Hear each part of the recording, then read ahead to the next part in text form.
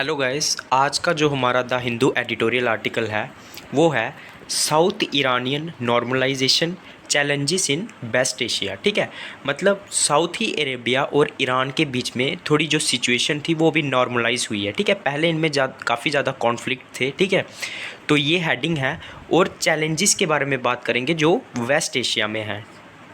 तो इसी के बारे में आज आर्टिकल है। अब आर्टिकल में क्या लिखा हुआ है हम एक एक लाइन को पढ़ेंगे। ठीक है, और ये आर्टिकल जो लिखा हुआ है ना, ये लिखा हुआ है former ambassador to Saudi Arabia. जो फॉर्मर एम्बेसडर थे साउथी अरेबिया के, उन्होंने ये आर्टिकल जो है वो लिखा हुआ है। तो काफ़ी हेल्पफुल होगा आपके लिए। एक एक लाइन को मैं हिंदी में एक्सप्लेन करूँगा, स्टार्टिंग से लास्ट तक देखना। ठीक है, और उसके बाद मैं आपको PDF टेलीग्राम लिंक में भेज दूँगा, इसको जाके खुद रीड करना। ठीक है, तो स्टार्ट करते हैं हम लोग। क्या लिखा हुआ है इसमें? On March 10, 2023, Saudi Arabia and Iran represented their national security advisor signed an agreement in Beijing, China to re-establish diplomatic ties। ठीक है, तो क्या हुआ मार्च 10, 2023 में सऊदी अरेबिया और Iran represented by there national security advisers, उनको रिप्रेजेंट कौन कर रहे थे? जो उन दोनों कंट्रीज़ के नेशनल सिक्योरिटी एडवाइज़र हैं। जैसे इंडिया में अजीत डोवल है ना, उसी तरह से उन दोनों के जो रिप्रेजेंटेटिव थे उन्होंने रिप्रेजेंट किया इसको। और साइंड एन एग्रीमेंट, और उनने एक साइन किया एग्रीमेंट चाइना में to re-establish diplomatic ties, मतलब जो उनके बीच में जो राजनीतिक जो समझौता था ना, उसको क्या किया? री एस्टैब्लिश किया, दोबारा से समझौता किया। Respects to re-establish diplomatic ties, मतलब जो डिप्लोमेटिक टाइज थे उसको दोबारा से री एस्टैब्लिश करने के लिए ये जो दोनों के बीच में एग्रीमेंट हुआ। रिस्पेक्ट्स ईच अदर सॉवरेनिटी, और किसके लिए हुआ कि वो दोनों जो है वो एक दूसरे की सॉवरेनिटी को रिस्पेक्ट करेंगे। सॉवरेनिटी क्या होता है? मतलब किसी भी कंट्री की जो अपनी पावर है डिसीजन लेने की, ठीक है, उसमें कोई आउटसाइडर इन्फ्लुएंस नहीं कर सकता, कोई बीच में नहीं आ सकता। उनकी अपनी सॉवरेनिटी है कि वो अपने देश में क्या डिसीजन लेगी, उसको बोलते हैं किसी भी कंट्री की सॉवरेनिटी। तो इस एग्रीमेंट में ये भी हुआ कि वो दोनों एक दूसरे की सॉवरेनिटी को रिस्पेक्ट करेंगे and maintain non interference in others domestic affairs. और दोनों के मतलब दोनों कंट्रीज़ एक दूसरे के बीच में इंटरफेयर नहीं करेंगे। ठीक है, किसी भी कंट्री का जो भी डोमेस्टिक अफेयर होगा वो खुद सुलझाएगा, वो दोनों मतलब एक दूसरे के बीच में इंटरफेयर नहीं करेंगे। ये भी इस एग्रीमेंट में बात हुई। उसके बाद द एग्रीमेंट ऑल्सो री इंस्टेट्स टू प्रीशियस एकॉर्ड्स। एकॉर्ड्स होते हैं समझौते। तो ये जो एग्रीमेंट्स था ना, इसने क्या किया? री इंस्टेट किया। री इंस्टेट का मतलब होता है री एस्टैब्लिश करना, दोबारा री एस्टैब्लिश करना किसी चीज़ को। ठीक है, जो पिछले दो समझौते थे, one on security corporation signed in 2001, एक जो सिक्योरिटी के ऊपर हुआ था दोनों कंट्रीज़ के बीच में 2001 में, and the other going back to 1998 dealing with economic, technical, scientific and cultural ties. और एक जो हुआ था वो 1998 में हुआ था, ये इकोनॉमिक डेवलपमेंट को लेकर था, टेक्निकल, साइंटिफिक और कल्चरल टाइज को लेकर था।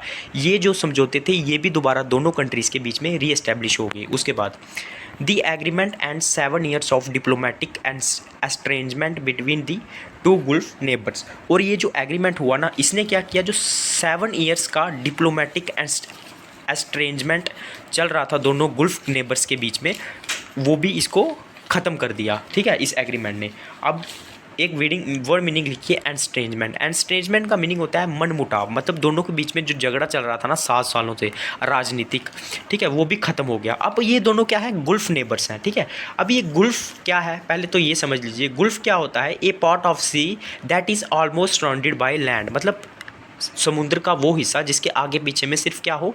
ज़मीन हो। ठीक है, और इस ज़मीन के आगे पीछे जो भी कंट्रीज़ है ना, उनको बोलते हैं गुल्फ कंट्रीज़। ठीक है, इसमें कौन कौन सी कंट्रीज़ आती है? बहरीन, कुवैत, ईरान, ठीक है, Oman, Qatar, Saudi Arabia, UAE, लगभग 7 कंट्रीज़ आती हैं। ठीक है, जिनको हम लोग गुल्फ कंट्रीज़ बोलते हैं। ठीक है, तो ये दोनों क्या है? गुल्फ नेबर्स हैं। ठीक है, और ये कंट्रीज़ कहाँ पे आती है? वेस्ट एशिया में। ठीक है, उसके बाद तो दोनों के बीच में एग्रीमेंट हो गया। ठीक है, और 7 ईयर का जो इनका 7 सालों का जो झगड़ा चल रहा था वो भी क्या हुआ? ख़त्म हो गया।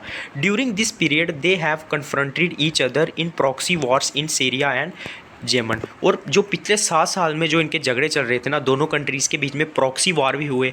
इन दोनों ने एक दूसरे का कन्फ्रंटेशन किया, मतलब आमना सामना किया प्रॉक्सी वार्स में, जो कि सीरिया में हुए, येमन में हुए।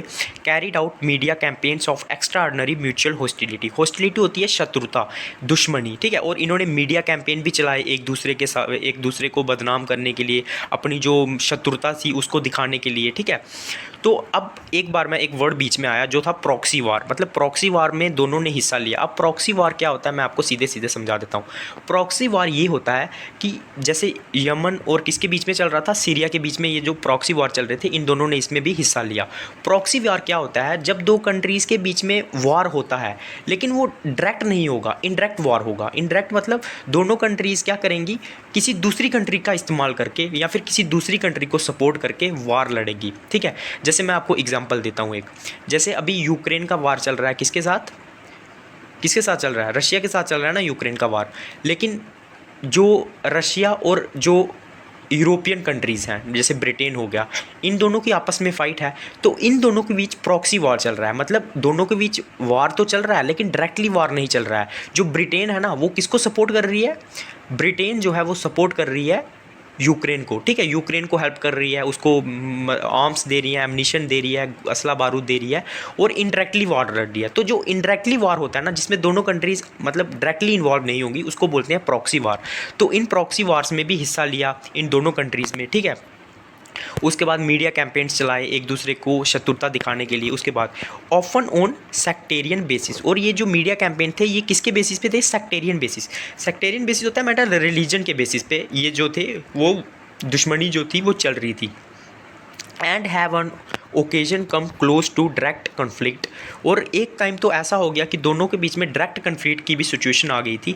Particularly in 2019 when suspected Iranian agents attack Saudi Arabia oil facilities. तो जब क्या हुआ 2019 में जो ईरानियन एजेंट था उसने अटैक कर दिया सऊदी की जो ऑयल फैसिलिटीज़ थी उस पर अटैक कर दिया। उस टाइम पे क्या हुआ था, दोनों में डायरेक्ट वॉर की सिचुएशन भी आ गई थी। चाइनाज फॉरेन अफेयर्स हेड वांग यी हु ब्रोकर्ड द एग्रीमेंट। तो चाइना का जो फॉरेन अफेयर्स हेड है ना उसका नाम है वांग यी। उसने एक ब्रोकर का काम किया, दोनों के बीच में एग्रीमेंट कराने का काम किया।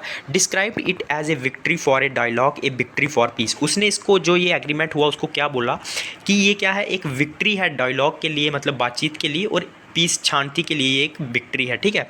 This Saudi foreign minister said his country favoured political solutions and dialogue.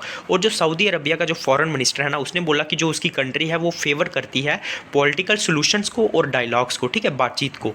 While his Iranian counter part का मीनिंग क्या होता है, जैसे हमारी कंट्री के जो रिप्रेजेंटेटिव्स हैं, मतलब जो दूसरी कंट्री में जाके हमारी कंट्री को रिप्रेजेंट करते हैं, होते हैं ना, एम्बेसडर होते हैं, एम्बेसीज में जो लोग काम करते हैं। तो जो उसके जो उसी कंट्री के जो कौन सी कंट्री, जो सऊदी अरबिया कंट्री है, जो उसका काउंटर पार्ट था, जो मतलब ईरान में उसको रिप्रेजेंट कर रहा था, उसने भी दावा किया, अफर्म्ड किया that his country was pursuing the preparation of more regional steps. मतलब उसकी जो कंट्री है ना वो परसुइंग का मतलब होता है पीछा करना, ठीक है, मतलब कोई टारगेट रखना, the preparation of more regional steps, मतलब वो और ज़्यादा जो रीजन है ना ये उसके लिए और ज़्यादा स्टेप लेने के लिए वो तैयार है। रीजनल स्टेप्स मतलब एक दो, जो ये दो रीज़न है या फिर जो बेस्ट एशिया का रीज़न है उसके लिए ये और भी ज़्यादा स्टेप लेने के लिए अभी क्या है, प्रिपेयर हैं, तैयार हैं, मतलब और ज़्यादा समझौते हैं जो ऐसे हो सकते हैं।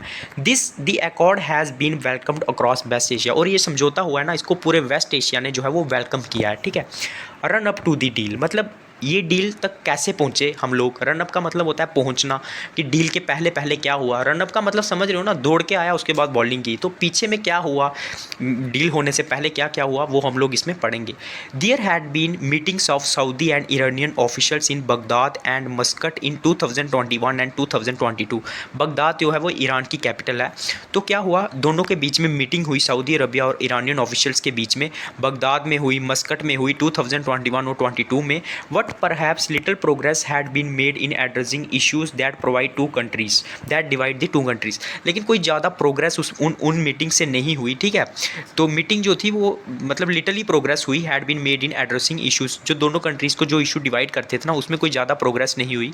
वो इशू क्या क्या थे, दी वार्स इन सीरिया एंड जमन, और जो मतलब वार चल रहा है सीरिया और जमन के अंदर। उसके बाद the Saudi Arabia concerns relating to Iran's mobilization of Shia communities in the region against the Arab states। और जो सऊदी अरबिया जो है उसकी जो चिंता है, उसकी जो कंसर्न है ईरान की मोबिलाइजेशन ऑफ शिया कम्युनिटी, मतलब जो ईरान जो शिया कम्युनिटी है, मुस्लिम्स में दो वर्ग आते हैं ना, एक शिया और सुन्नी, इन दोनों में कभी कभी जो है वो फाइट चलती है।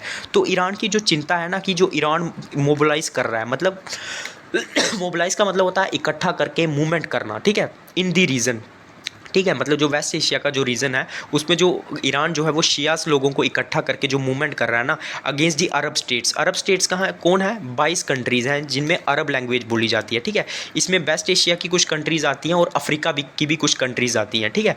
तो सऊदी अरबिया थी, उसकी जो चिंता थी कि जो मतलब ईरान है जो वो शियास को इकट्ठा कर रहा है, ठीक है, वो भी इसका कारण था, ठीक है। उसके बाद मतलब जो दोनों में फाइट थी उसके बाद however this interactions had confirmed that Arab states were prepared to pursue their interest without United States involvement, ठीक है।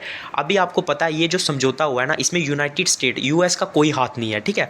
तो इससे क्या पता चलता है, हाउएवर दिस इंटरेक्शंस मतलब ये जो इंटरेक्शन हुई है, बातचीत हुई है, had confirmed that Arab states, मतलब इस बात ने, इन इंटरेक्शंस ने ये कन्फर्म किया है कि ये जो अरब स्टेट्स है ना वर प्रिपेयर टू परस्यू का मतलब होता है पीछा करना, ठीक है, या फिर किसी चीज़ की तरफ जाना, there interest without United States involvement, मतलब वो अपने लक्ष्य तक अब जिस चीज़ का उनको पीछा करना है वो वहाँ तक जा सकते हैं अपने इंटरेस्ट को पूरा करने के लिए, जो उनके इंटरेस्ट हैं, फ़ायदे हैं, without United States involvement, US की इन्वॉल्वमेंट के बिना, क्योंकि अभी जो इन दोनों के बीच में थी वो चाइना थी, यूएस नहीं थी, ठीक है। उसके बाद this was largely the result of increasing regional disenchantment with the US as a security provider. और ये क्यों हुआ है, दिस वॉज लीजली मतलब ऐसा क्यों हुआ है कि यूएस की इन्वॉल्वमेंट के बिना भी ये जो कंट्रीज़ हैं वो दोनों समझौते कर रही हैं, ऐसा इसलिए हुआ है कि ये किस चीज़ का रिजल्ट है, of regional engagement with the US as a security provider, क्योंकि जो यूएस है ना वो क्या है,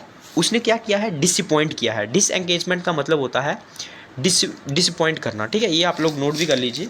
इसका मतलब होता है डिसअपॉइंट करना, मतलब हेल्पलेसनेस होना, क्योंकि जो यूएस है ना उसने as a security provider disappoint किया है। आपको पता है कि जो अफ़गानिस्तान में हुआ या फिर जो इराक में हुआ, तो अपनी सिक्योरिटी फोर्सेस जो थी वो अफ़गानिस्तान से भी हटा दी यूएस ने, ठीक है। इराक में भी ऐसा ही हुआ, तो काफ़ी ज़्यादा मतलब डिसअपॉइंट किया था यूएस ने एज ए सिक्योरिटी प्रोवाइडर जो वो काम कर रहा था। And long side strong messages from the Washington that it was length enthusiastic about being the regional security guarantor. और उन्होंने खुद भी क्या किया था, एक मैसेज दिया था जो वाशिंगटन मतलब यूएस से आया था कि that it was length enthusiastic. Enthusiastic मतलब होता है कि किसी चीज़ को लेके उत्साह होना, मतलब वो भी कोई ज़्यादा इच्छा नहीं कर रहा था, उसमें भी कोई ज़्यादा उत्साह नहीं था।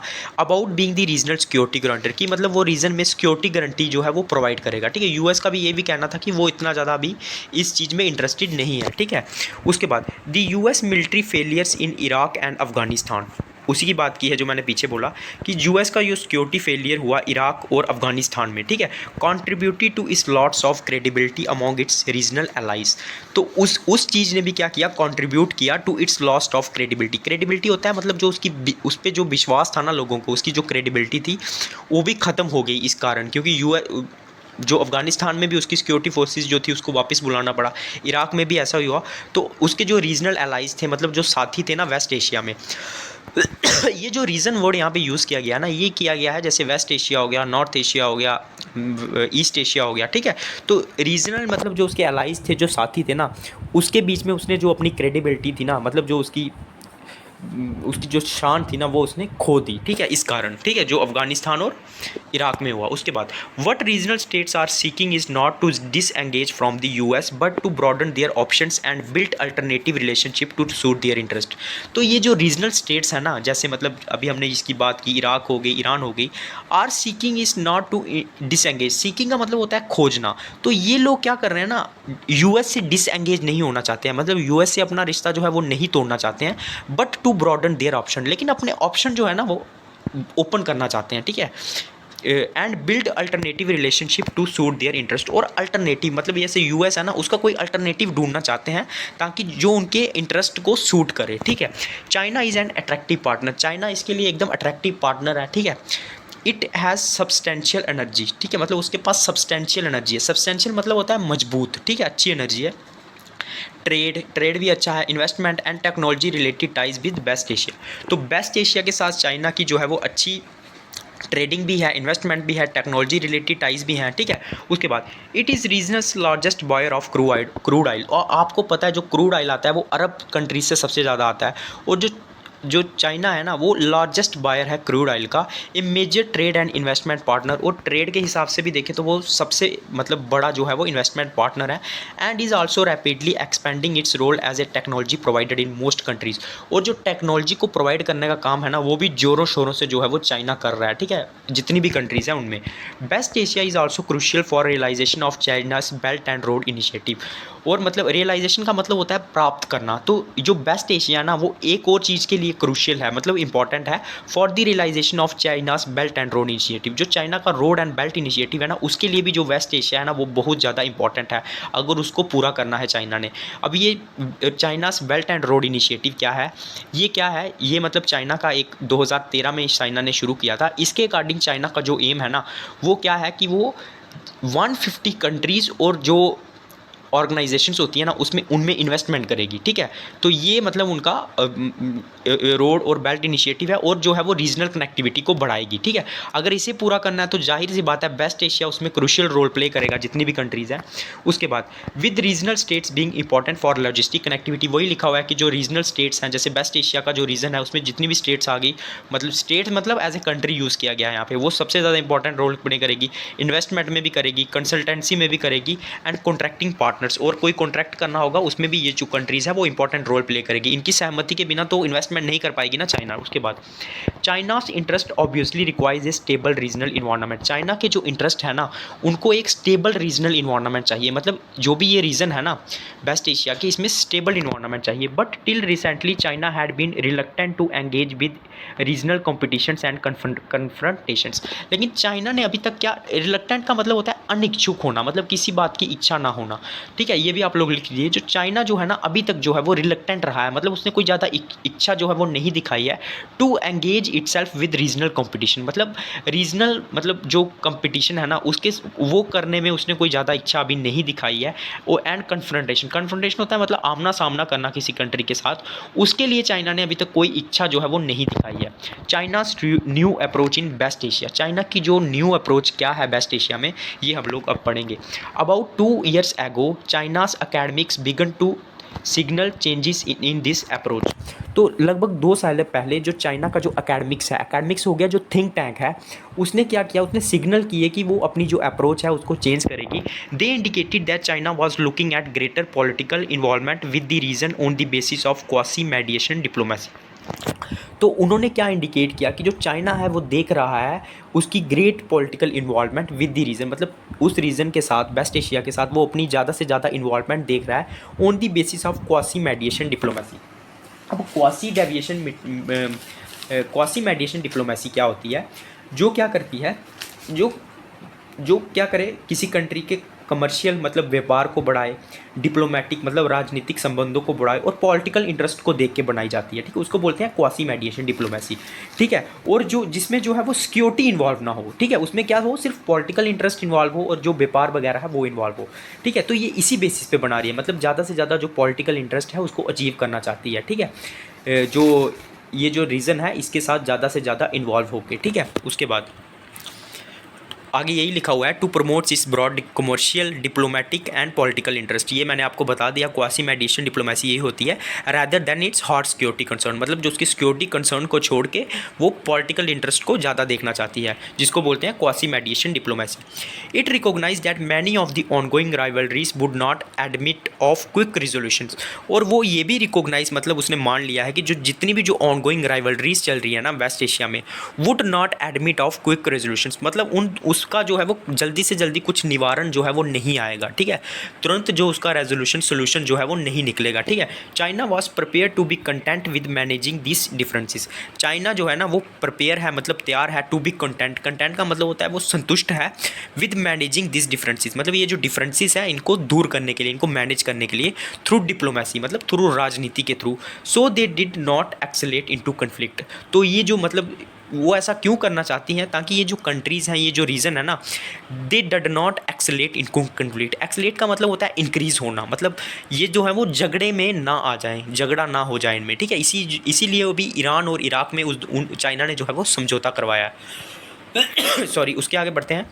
This was the message that president Jinping conveyed to his Arab inter interlocutors. Interlocutors का मीनिंग होता है जो मतलब बातचीत करते हैं एक दूसरे के साथ, जो मतलब अभी पूरे कंट्रीज़ के हिसाब मतलब कंट्रीज़ को जो रिप्रेजेंट करके जो बातचीत चलती है ना देशों के बीच में, मतलब जो रिप्रेजेंट करते हैं, जैसे फॉरेन कंट्रीज़ के जो फॉरेन मिनिस्टर हैं उनमें जो बातचीत होगी तो उस टाइम पे वो इंटरलॉकुटर्स हो गए, ठीक है। तो मतलब वो कंट्रीज़ को रिप्रेजेंट करते हैं। तो ये जो मैसेज है वो अरब कंट्रीज़ को जो है वो अरब जो मतलब कंट्रीज़ है जो बातचीत करने के लिए आई थी उसको जो जिनपिंग ने दिया ड्यूरिंग हिज 3 समिट्स के दौरान, जो एक बायलैटरल समिट हुए मतलब आपस में 2 कंट्रीज़ के बीच में, जो गल्फ समिट हुए जो गल्फ कंट्रीज़ के बीच में, जो अरब लीग के बीच में जो समिट हुए इन रियाद, ठीक है, इन दिसंबर लास्ट ईयर, जो दिसंबर में हुए लास्ट ईयर में। The Chinese foreign office describe the visit at consolidating consensus on global governance. और चाइना के जो फॉरेन ऑफिस थे ना उसने इन विजिट को क्या बताया, कंसोलिडेटिंग होता है मजबूत करना, कंसेंसस होता है सहमति ऑन ग्लोबल गवर्नेंस, मतलब ग्लोबल गवर्नेंस के ऊपर जो है वो सहमति दे उसको मजबूत करना, ठीक है। उसके बाद development security and other crucial issues, और डेवलपमेंट सिक्योरिटी और अदर इश्यूज़ पे इस इश्यूज़ को भी क्या करना, मजबूत करना। उन्होंने इस चीज़ को ऐसे डिस्क्राइब किया उनका जो विजिट था किसका, जिनपिंग का। This Southee Iran accord is the first manifestation of this new bridge. Manifestation होता है घोषणा, तो जो साउथ और ईरान के बीच में जो समझौता हुआ है ना ये पहली घोषणा है जो चाइना की नई अप्रोच की, ठीक है। उसके बाद the agreement addresses the most serious regional confrontation. ये जो एग्रीमेंट हुआ है ना इसने मतलब सीरियस रीजनल कन्फ्रंटेशन को क्या किया है, एड्रेस किया है, मतलब सॉल्व किया है, ठीक है। मतलब जो अभी ईरान और इराक के बीच में जो झगड़ा था वो काफ़ी पुराना सा, लगभग 7 साल पुराना था, उस चीज़ को इन्होंने क्या किया है, एड्रेस किया है, ठीक है। It reduces regional tension. इससे क्या होगा, जो रीजनल मतलब जो वेस्ट एशिया में, रीजनल मैंने बोल लिया कि एक वेस्ट एशिया को ये रिप्रेजेंट कर रहा है, तो इस टेंशन को भी कम किया and put in the place for further dialogue on improving relation and engaging on contagious countries. और इसने एक बेसिस प्रोवाइड किया है ताकि जो है वो रिलेशंस जो है वो इम्प्रूव हो and engaging on contagious issue. Contagious होते हैं मतलब जो विवाद है, जो मामले हैं, जो मसला है ना उसको क्या किया, उनमें क्या हो, वो रिलेशन जो है वो इम्प्रूव हो और एक दूसरे के साथ जो मिलकर बात हो, किनमें, कंटेंजियस इशू में। कंटेंशियस इशू हो गए मतलब जो विवाद, जो कंट्रोवर्शियल इश्यूज़ हैं, ठीक है। Saudi Iran differences will be difficult to resolve. जो सऊदी ईरान है ना उसके जो डिफरेंसेस थे, जो डिफरेंसेस हैं वो काफ़ी जो मतलब डिफ़िकल्ट थे उसको रिजॉल्व करना, ठीक है। दे रिजल्ट फ्रॉम मतलब अभी भी वो जो है वो डिफ़िकल्ट है उनको रिजॉल्व करना, ठीक है, उनको सॉल्व करना। क्यों? They result from Saudi Arabia's deep sense of strategic vulnerability vis-a-vis its northern neighbor and concerns that might destabilize regional states through the use of Shia proxies। ठीक है, तो ये जो मतलब जो डिफरेंसेस हैं ये कहाँ से आते हैं, जो साउथ अरेबिया का जो deep sense of strategic vulnerability है, वल्नरेबिलिटी होती है कमजोरी, ठीक है, मतलब उसकी क्या है, एक सेंस है स्ट्रेटेजिक वल्नरेबिलिटी की, ठीक है। विस it's northern neighbour and concerns that might destabilise and regional states. और उसकी जो कुछ चिंताएं हैं जो क्या करती हैं, डिस्टेबलाइज करती हैं, मतलब अस्थिर करती हैं through the use of Shia proxies. मतलब शिया प्रॉक्सीज को यूज़ करके जो ईरान जो है मतलब जो क्या करती है, पीछे भी मैंने पढ़ाया, जो मोबिलाइज़ करती है, जो मूवमेंट करती है उनको इकट्ठा करके, ये सब उनकी उसकी क्या है, चिंताएं हैं, ठीक है। तो ये इसी की वजह से जो है वो इन दोनों के बीच में जो झगड़ा था, ठीक है, इसीलिए अभी भी इसको जो है रिजॉल्व करना मुश्किल है। Iran will need to play a more proactive role to assure its neighbour of its benign intentions. तो जो ईरान है ना उसको मतलब एक प्रोएक्टिव रोल प्ले करना पड़ेगा टू एश्योर इट्स नेबर, अगर उसने जो है वो एश्योर करना है उसके नेबर्स को ऑफ इट्स बिनाइन इंटेंशंस। बिनाइंस होता है मतलब गुड इंटेंशन, अगर उसने अपनी गुड अच्छी इंटेंशन के बताने में अपनी जो कंट्रीज़ हैं मतलब जो उसकी जो नेबर कंट्रीज़ है, अगर उसको अपनी अच्छी इंटेंशन बतानी है तो उसके लिए उसको कुछ एश्योर करना पड़ेगा, प्रोएक्टिव रोल प्ले करना पड़ेगा। And effort that would gain credibility, मतलब उसको कुछ एफर्ट लगाना पड़ेगा जो कुछ उसके लिए क्रेडिबिलिटी लाए, मतलब लोगों को उसके ऊपर विश्वास हो। क्रेडिबिलिटी होता है मतलब विश्वास होना। With China's active engagement with 2 regional powers, ठीक है। And effort that would gain credibility with, मतलब ये जो है एक एफर्ट है जो क्रेडिबिलिटी को गेन करेगा, मतलब विश्वसनीयता को बढ़ाएगा। विद चाइनाज एक्टिव एंगेजमेंट, इसमें चाइना का भी रोल है, विद 2 रीजनल पावर्स, और दो जो रीजनल पावर है इराक और ईरान, इन दोनों का भी जो है वो रोल है। उसके बाद है डिप्लोमेटिक चैलेंजेस, मतलब राजनीतिक जो है वो चैलेंजेस क्या क्या हैं। Regional security also needs the revival of nuclear agreement, तो रीजनल सिक्योरिटी के लिए जो है वो न्यूक्लियर एग्रीमेंट का जो रिवाइवल है उसकी भी ज़रूरत है, ठीक है। The joint comprehensive plan of action JCPOA JCPOA and linked with it the management of Israel's aggressiveness. इसके लिए जो जॉइंट कॉम्प्रिहेंसिव प्लान है ना एक्शन का, ये न्यूक्लियर वेपन को लेके है, और जो इजराइल की जो अग्रेसिवनेस है, ठीक है, मतलब आक्रमण नीति है, उसको भी मैनेज करने की ज़रूरत है। Soon after the International Atomic Energy Agency had announce that it had seen traces of uranium enrichment by Iran to 84%। मतलब जब जो इंटरनेशनल एटॉमिक एनर्जी एजेंसी है, उसने अनाउंस किया कि वहाँ उसको क्या है, वो ट्रेसेस मिले कुछ यूरेनियम के, ठीक है, ईरान में 84% तक, just short of weapons grade. मतलब वो कुछ ही शार्ट है कि उनको क्या है, न्यूक्लियर वेपन बोला जाएगा, ठीक है। 84% तक वहाँ पे जो है वो ट्रेसेस मिले हैं। The IAEA director general Rafael Grossi visit Tehran in early March and obtained Iranian agreement to allow verification and monitoring activities by IAEA inspectors, ठीक है। तो इंटरनेशनल जो ये एटॉमिक एनर्जी एजेंसी है ना, जैसे ही उसको ये चीज़ें जो है वो पता चली, तो उसका जो जनरल था रफेल ग्रॉसी, उसने तहरीन में विज़िट किया, जो ईरान की कैपिटल है, अर्ली मार्च में, और एक एग्रीमेंट को उसने क्या किया, मतलब साइन किया, to allow verification and monitoring activities by, ताकि जो हम वहाँ पे जो इंस्पेक्टर्स हैं, वो जो उसकी एक्टिविटीज़ हैं जो न्यूक्लियर वेपन बनाने को लेके, उनको वो लोग मोनिटर कर सके। उसके साथ जो ईरानियन गवर्नमेंट थी, उसके साथ में एग्रीमेंट किया, ठीक है। आपको पता है ईरानियन जो कंट्री है ना, वो बार बार न्यूक्लियर वेपन जो है वो न्यूक्लियर कंट्री बनने की कोशिश करती है, लेकिन US वगैरह जो कंट्रीज़ हैं उसको बनने नहीं देती हैं। तो इसके लिए इसके बीच में क्या हुआ, एक एग्रीमेंट हुआ। This has prepared the ground for new talks on the JCPOA। तो इसने क्या किया, एक ग्राउंड, मतलब एक उसको प्लेटफॉर्म दिया फॉर रिन्यू टॉक्स ऑन, ताकि जो JCPOA है ना, जो क्या है, joint comprehensive plan of action है, जो न्यूक्लियर वेपन को लेके काम करता है, उसके बीच में क्या हो, बातचीत हो ईरान के साथ। तो doubts remain on whether the US sharply polarised domestic scene will allow such an agreement. लेकिन अभी भी डाउट है कि जो US है ना, उसका जो पोलराइज मतलब होता है डिवाइड करने का, जो डोमेस्टिक मतलब उसका जो दृष्टिकोण है ना, विल एलो सच, क्या वो वो इस एग्रीमेंट जो हुआ है इसको एलो करेगा, which would dilute sanctions on Iran, जो कि सैक्शंस लगाई गई हैं ईरान पे, उसको ख़त्म कर देगी। In the run up up to the American president's election, और जो अमेरिका की जो प्रेसिडेंटल इलेक्शन है वो भी आने वाली है, तो उसको देख के ऐसा लगता है कि इन दोनों के बीच में जो एग्रीमेंट है, अमेरिका उसको पॉसिबल होने देगा। Israel's domestic politics also deeply polarised and dominated by the extreme right wing. तो इसराइल की जो डोमेस्टिक पॉलिटिक्स है ना, आल्सो डीपली पोलराइज, वो भी काफ़ी ज़्यादा डिवाइड है, ठीक है। पोलराइज का मतलब होता है divide, and dominated bye extreme right wing. Right wing कौन है, राइट विंग कौन सी होती है, राइट विंग जो है, जैसे इंडिया में जो हमारी जो BJP है, जो क्या है, जो चेंजेस को सपोर्ट नहीं करते हैं, ठीक है। जो पुराने जो ऑर्थोडॉक्स जो चीज़ें हैं उन्हीं को आगे कॉमन रखना चाहते हैं, और जो पर्टिकुलर एक रिलीजन को सपोर्ट करते हैं उसको बोलते हैं राइट विंग। और वहाँ पे जो है वो डोमिनेशन है राइट विंग एक्सट्रीमिज़म का। एक्सट्रीमिज़म मतलब जो काफ़ी ज़्यादा उग्र हो, ठीक है। उसके बाद is also expected to obstruct the renewable, वो भी क्या करेगा, जो JCPOA है ना, जो एग्रीमेंट कर रहा है ईरान के साथ, उसको नहीं होने देगा। And maintain A hostile posture towards Iran, वो भी क्या है, शत्रुता का एक जो पोस्चर है ना उसको ईरान की तरफ उसको दिखाएगा, ठीक है। वो भी ये जो एग्रीमेंट है उसको पॉसिबल नहीं होने देगा, ठीक है।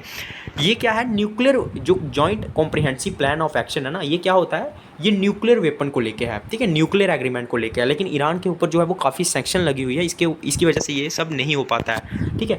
तो serious problems remains with this record, तो ये जो समझौता हुआ है ना, इसके साथ काफ़ी जो प्रॉब्लम्स हैं वो जुड़ी हुई हैं।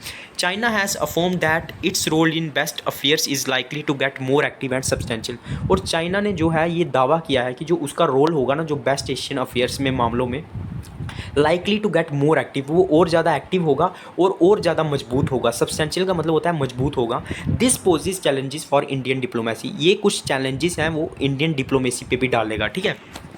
However, recognizing the management of its ties with China remains its diplomatic priority।